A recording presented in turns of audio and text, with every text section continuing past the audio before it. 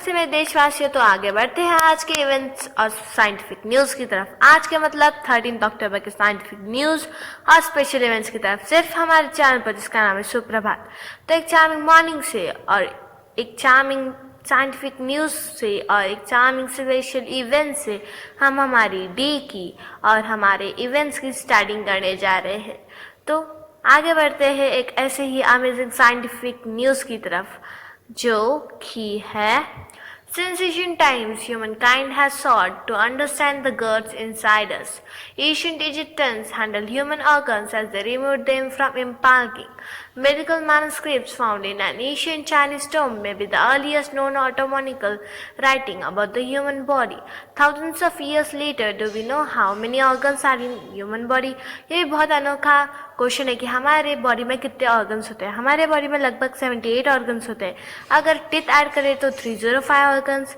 ऐसे ही ऑर्गन्स का नंबर बढ़ते जाता है और ये भी बहुत बड़ी अमेजिंग न्यूज़ है। अब आगे बढ़ते हैं और एक साइंटिफिक न्यूज़ की तरफ, जो कि है ऑस्ट्रेलियाई शोध में दावा, बैकनोट मोबाइल स्क्रीन जमीन पर 28 दिनों तक जिंदा रहता है corona virus. Corona virus survive 28 days. Corona virus के जिंदा रहने को लेकर ऑस्ट्रेलिया में एक बड़ा शोध हुआ है। इसमें पाया गया है कि कोरोना वायरस मोबाइल स्क्रीन और प्लास्टिक में बैक नोट पर 28 दिनों तक जिंदा रहता है। अब नेक्स्ट साइंटिफिक न्यूज़ और अमेजिंग न्यूज़ की तरफ बढ़ते हैं, जो कि है हाल ही में अंटार्कटिका में प्रतिदिन ओजोन छेद पर नजर रखने वाली शोधकर्ताओं ने सैटेलाइट की मदद से ओजोन क्षेत्र का मुआयना किया। इन वैज्ञानिकों का दावा है कि यह छेद इस साल अपने चरम पर पहुंच गया है। बीते 15 सालों में ओजोन छेद इतना बड़ा और इतना गहरा कभी नहीं हुआ था। यह स्थिति तो तब है जब कोरोना के चलते पूरी दुनिया में प्रदूषण का स्तर इस साल नीचे बना रहा है। कोपरनिकस वायुमंडल निगरानी सेवा ने यह बताया है। अब नेक्स्ट न्यूज़ की तरफ बढ़ते हैं। वैज्ञानिकों ने दुनिया का पहला जीन एडिटिंग टूल विकसित कर लिया है। यह हमारे दिमाग के किसी भी खास हिस्से या कोशिकाओं को लक्षित कर सकता है, जिन्हें चिकित्सा विशेषज्ञ एडिट करना चाहते हैं। टफ्ट्स विश्वविद्यालय के बायोमेडिकल इंजीनियरों ने इस नए इंजेक्शन को प्रतीक्षा प्रणाली में कोशिकाओं को रीडिज़ाइन करने और शरीर के खास अंगों जैसे यकृत और मस्तिष्क की रक्षा करने वाले ब्लड ब्रेन हिस्से में जुड़ी परेशानी को दूर करने के लिए डिज़ाइन किया है। अब नेक्स्ट न्यूज़ की तरफ बढ़ते हैं, जो कि खगोल वैज्ञानिकों का कहना है कि 13 अक्टूबर को अंतरिक्ष में अनोखा नज़ारा दिखने वाला है।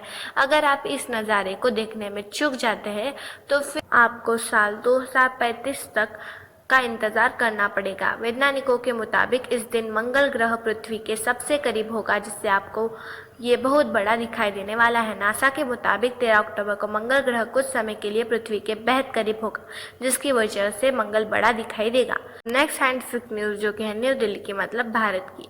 भारत के मानव अंतरिक्ष उड़ान रॉकेट में सुरक्षा के मामले में कई अतिरिक्त बैकअप सिस्टम होंगे। इसके साथ ही सुरक्षा के लिहाज से रॉकेट के निर्माण के लिए आवश्यक हार्डवेयर भी उपलब्ध होंगे। एक वरिष्ठ अधिकारी ने यह जानकारी दी है। विक्रम साराभाई स्पेस केंद्र के निदेशक एस सोमनाथ ने बताया कि GSLV, जिसका इस्तेमाल गगनयान या मानव अंतरिक्ष उड़ान मिशन के लिए किया जाएगा, और ये भी बहुत बड़ी साइंटिफिक न्यूज़ है। अब आगे बढ़ते हैं अगली साइंटिफिक न्यूज़ की तरफ।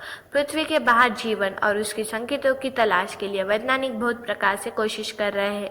इनमें मंगल, शुक्र, गुरु, शनि ग्रह के कुछ उपग्रहों का अवलोकन शामिल है और बहुत सारे तारों का भी अवलोकन शामिल है। इसमें हमारे जो सूरज के धब्बे मददगार रह सकते हैं, ये वैज्ञानिकों का कहना है। अब नेक्स्ट बढ़ते हैं आज के साइंटिफिक और स्पेशल इवेंट्स की तरफ। तो आज कौन कौन से इवेंट्स देखेंगे। तो पहला इवेंट है international day for disaster management and reduction.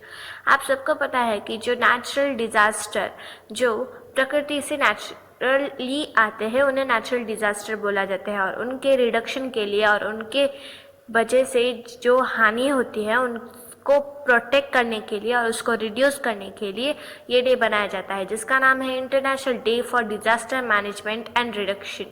अब आगे बढ़ते हैं आज के बर्थ एनिवर्सरी की तरफ। तो आज किसकी बर्थ एनिवर्सरी है तो देखेंगे, तो वो है अशोक कुमार की। तो अशोक कुमार कौन थे, तो वो एक फेमस एक्टर थे।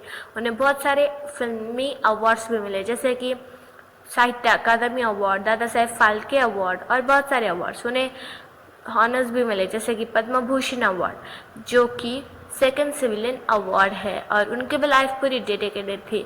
अब आगे बढ़ते हैं अगली बर्थ एनिवर्सरी की तरफ। तो वो है मोटोरू उदयम की।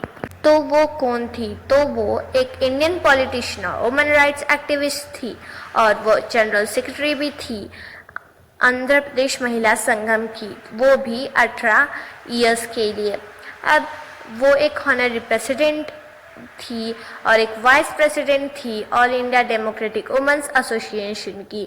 उनकी लाइफ पूरी डेडिकेटेड थी और उन्होंने उनका डेडिकेशन पूरा वुमेन्स एजुकेशन और वुमेन्स राइट के ऊपर दिया। अब नेक्स्ट एनिवर्सरी है चिट्टी बाबू की। तो चिट्टी बाबू कौन थे? तो वो एक क्लासिकल म्यूजिशियन थे और सबसे बड़े वीणा आर्टिस्ट भी थे। कार्नाटिक म्यूजिक के वो विधाता थे और उन्हें बहुत सारे अवार्ड्स मिले, जैसे कि संगीत नाटक अकादमी अवार्ड, कलैमानी अवार्ड और स्पिरिट ऑफ एक्सीलेंस अवार्ड और बहुत सारे अवार्ड्स मिले।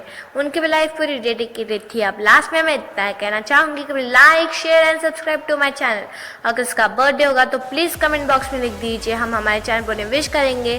Thank you and have a nice day.